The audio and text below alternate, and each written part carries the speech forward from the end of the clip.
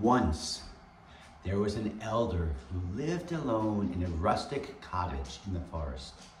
Their cottage was very simple and in need of some repairs, and they had only crusts of bread and bits of cheese to eat. But they were very happy and content with their lot. Now, some said that they had once been rich and had given everything away in seeking a simpler life. Others said that they had always been poor. But whatever the reason, the elders seemed very happy in their life. They would walk along a forest path into the village each day, where they would do jobs for the villagers, where they would make just enough to make themselves content. The villagers would often say to the elder, "Beware, make sure you go home before it is dark. The hedley is often about, and they play tricks on people." But the elder just said, "I'm not afraid of the hedley. Tricks aren't scary, they're just tricks. And no one's ever gotten to see the hedley. I'll be lucky if I'm the first to get to see them." And so it was that one late afternoon, at this time of year, the elder left the village and set off for the forest later than usual. They came to the forest path as it was getting dark, and there, right in the center of the forest path, was a treasure chest. They went to open it. It was filled with gold pieces. They looked all about to see to whom it could belong, but there seemed to be no one about.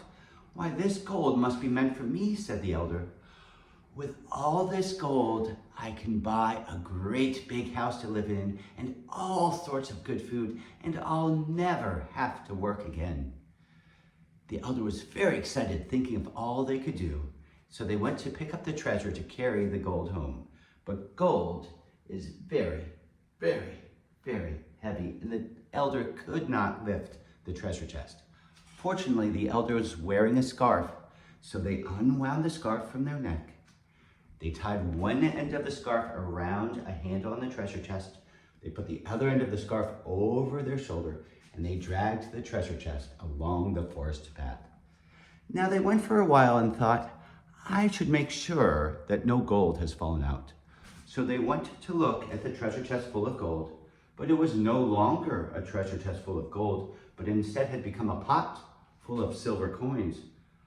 "Ah, that is better," said the elder. "With gold, I would have been so worried about robbers and thieves. I would have always have to guard the gold. But now with silver, I can still buy nice things and make my house very nice and buy good food, but I won't be guarding the silver all the time. So much better."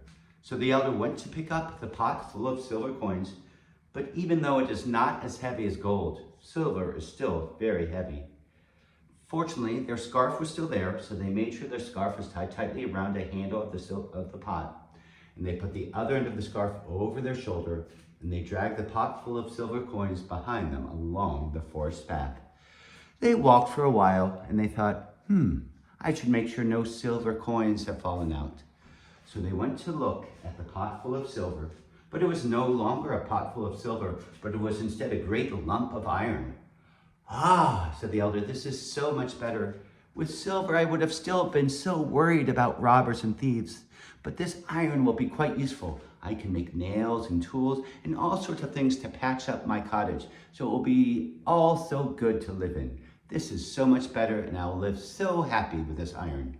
So they went to pick up the lump of iron to carry it home, but even though iron is not as heavy as silver or gold, it is still very heavy. They made sure their scarf was tied tightly around the lump of iron. They put the other end of the scarf over their shoulder, and they dragged the iron along the forest path behind them. They were getting closer to their cottage, and they thought, "I should make sure the scarf is still tied correctly." So they put down their end of the scarf, and they went to look at the lump of iron, but it was no longer a lump of iron, but instead had become a big rock. "Ah, this is perfect," said the elder. "Who knew that I needed a rock just like this to prop my door open on nice days to let the fresh breezes blow into the cottage? This rock is perfect. I am so happy to have this rock." So they went to carry the rock home to prop open their cottage door. But even though it was not as heavy as the gold or the silver or the iron, the rock was still very heavy. So they made sure their scarf was tied tightly around the rock. They put the other end of the scarf over their shoulder, and they dragged that rock towards their cottage. They were just getting to their cottage door that they wanted to prop open, and they went to look at the rock. And before their eyes, the rock began to grow and grow and grow until it grew into a great big horse with fiery red eyes, and it reared up on its hind legs and gave a tremendous neigh and a whinny. But the elder just looked up at that great gray horse and said, "Aren't I the luckiest one alive? Here is the Hedley Coo, and I get to see them." And all at once, the great gray horse with fiery red eyes shrank down and down and down until they became a little one with a long gray beard. And they looked up at the elder and said, "You mean you're not afraid of me?" "Why should I be frightened?" said the elder. "You're a trickster. Tricks aren't scary, they're fun." The Hedley Coo looked very sad. The elder said, "I tell you what, I don't have much food, just crusts of bread and bits of cheese. But you're welcome to come share a meal with me. Maybe that will cheer you up." So the elder merrily led the way into their cottage, and the Hedley Coo shuffled along behind them. But when they got inside the cottage, instead of the crusts of bread and bits of cheese, there was instead a great feast laid out on the table with all sorts of good food. And they ate, and they ate, and they ate. And as they ate, the Hedley Coo told stories of all the tricks they had played on the villager. And the elder laughed and laughed and laughed and said they had never had such a fun night in their life. Well, from that time forth, the Hedley Coo came to visit the elder often. And somehow the elder always had all sorts of good food in their pantry. The elder still went into the village to work for the villagers. But from now on, whenever the villagers said, "Be careful, don't go home at night, the Hedley Coo is about," the elder said, "I'm not afraid of the Hedley Coo. They're just looking for a good story to tell." And if things have not changed, the Hedley Coo is telling stories to the elder still today.